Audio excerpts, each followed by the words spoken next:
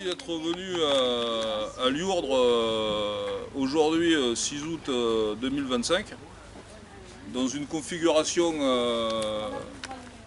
renouvelée puisqu'on aura le plaisir d'avoir ensuite un spectacle avec Claude et Sylvie Montagnier qui vont nous lire des poèmes, des textes, accompagnés de Loïc Léduzet à l'accordéon. Donc on se renouvelle chaque année à Liourdres. Il y a quelques années, on avait essayé des représentations à la mode japonaise. Donc voilà, et personnellement, je suis content qu'on soit aussi nombreux puisque ça fait plaisir et ça montre l'attachement en Corrèze à la lutte contre la bombe atomique. Donc je vais introduire la soirée. Après, promis, je vous laisserai peut-être le programme de la soirée. Donc là, on va assister à un spectacle. Ensuite, on pourra boire l'apéritif. Et après, manger. Et on prolongera la soirée en posant des bougies au bord de la Dordogne, à la mode japonaise, pour marquer notre attachement à la paix et à la lutte contre l'arme atomique. Alors, pourquoi sommes-nous là ?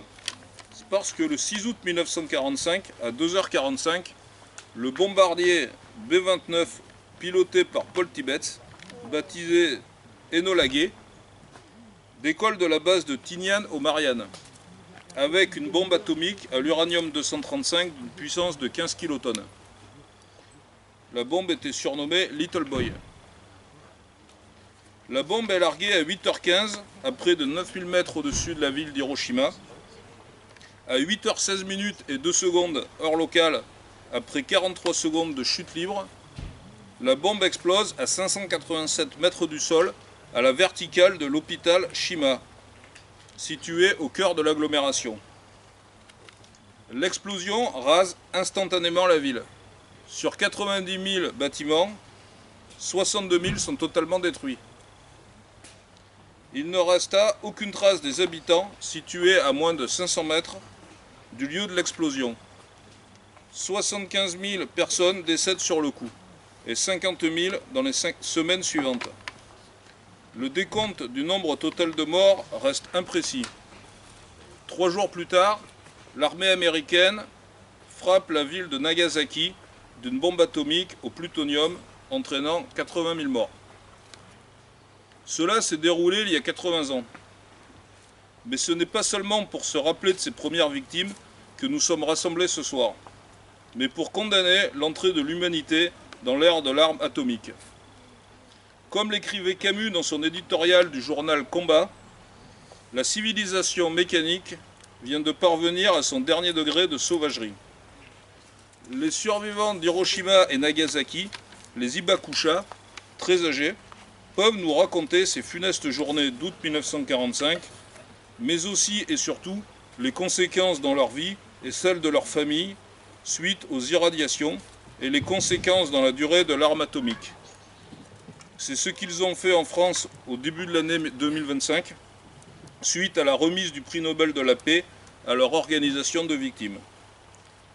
La peste atomique ne disparaît pas automatiquement.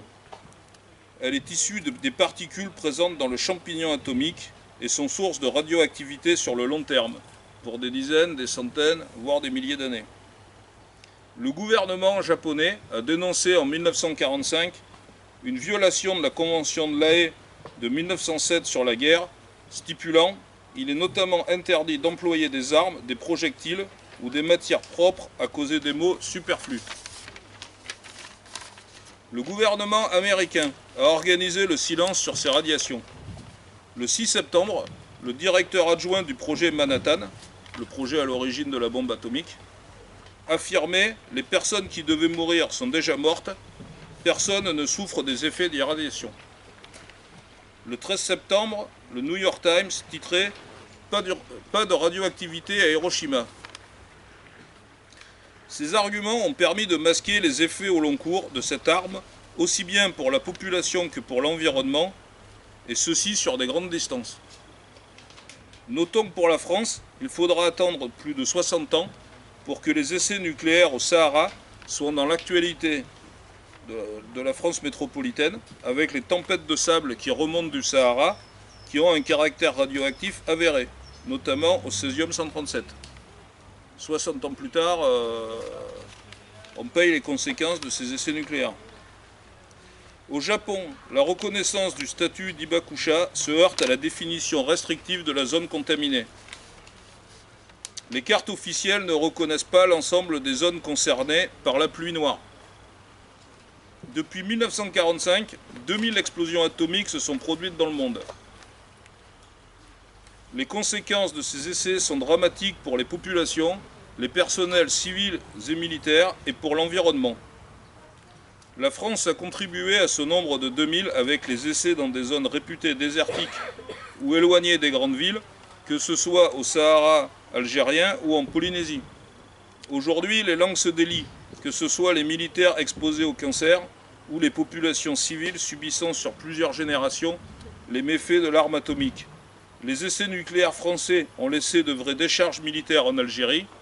Le refus de coopérer avec ce pays empêche une résolution technique du problème, pendant que les populations civiles voisines des sites d'essai continuent d'être menacées par la proximité avec des installations radioactives non sécurisées. En Polynésie, malgré l'arrêt des essais, on commence seulement à renseigner les dégâts causés par ces explosions, en particulier sur l'atoll, qui est menacé d'un point de vue physique, ou sur les populations dont le taux de cancer est alarmant. La volatilité des particules a ainsi largement irradié la population polynésienne au-delà de Mururoa. 80 ans après, on voit bien que cette arme est une menace pour l'humanité. Il faut l'interdire et la détruire. 9 pays sont dotés d'armes atomiques et les risques d'utilisation ne sont plus écartés, que ce soit dans les conflits du Moyen-Orient, d'Europe ou du sous-continent indien, ou de la péninsule coréenne. Si une majorité des pays du monde s'inscrit dans le traité d'interdiction des armes nucléaires adopté en 2017 et dans des zones exemptes d'armes nucléaires, les soi-disant grandes puissances jouent à un équilibre de la terreur qui laisserait peu de place à la vie humaine pour des milliers et des milliers d'années, des fois que l'être humain en réchappe. Sommes-nous condamnés à vivre un tel drame ? Sommes-nous condamnés à ce qu'un pognon de dingue soit investi pour développer des armes de destruction collective de l'humanité? Notre humanité n'a-t-elle pas d'autres crises à résoudre avant que de se doter d'armes atomiques? Est-il normal qu'en 2025, on puisse se lever un dimanche avec la peur d'un apocalypse nucléaire suite au bombardement d'un pays du Moyen-Orient? Ou par l'envoi de sous-marins nucléaires en juillet 2025. C'est malheureusement la société dans laquelle nous évoluons. Il est donc temps que nous, peuple du monde, nous unissions pour rappeler notre désir de paix, de coopération et d'entraide pour la survie de l'humanité. Depuis 2 ans, le mouvement de la paix développe un appel mondial pour l'élimination totale des armes nucléaires. Cet appel reçoit le soutien des Hibakusha. Il a été lu ce matin à la conférence internationale d'Hiroshima, conférence à laquelle la France participe avec la plus grosse délégation. Donc je vais vous lire cet appel. Nous, citoyennes et citoyens de tout pays, constatons que les armes nucléaires sont illégales, dangereuses, coûteuses et immorales, et que leur élimination est prévue par le traité de non-prolifération nucléaire et par le traité sur l'interdiction des armes nucléaires, entré en vigueur le 22 janvier 2021. Nous, citoyennes et citoyens de tout pays, exigeons de tous les États du monde qu'ils mettent réellement et sans délai tout en œuvre dans le respect des traités précités pour réaliser l'élimination totale des armes nucléaires, armes d'épouvante et d'extermination massive des populations, voire d'anéantissement de toute vie sur Terre. Nous exigeons que toutes les ressources gaspillées pour ces armes soient utilisées pour le bien-être de l'humanité, pour la lutte contre le réchauffement climatique, pour la protection de notre planète commune et la construction d'un monde de paix basé sur la justice, la solidarité et la coopération. Plus jamais d'Hiroshima et Nagasaki, plus de victimes des armes atomiques.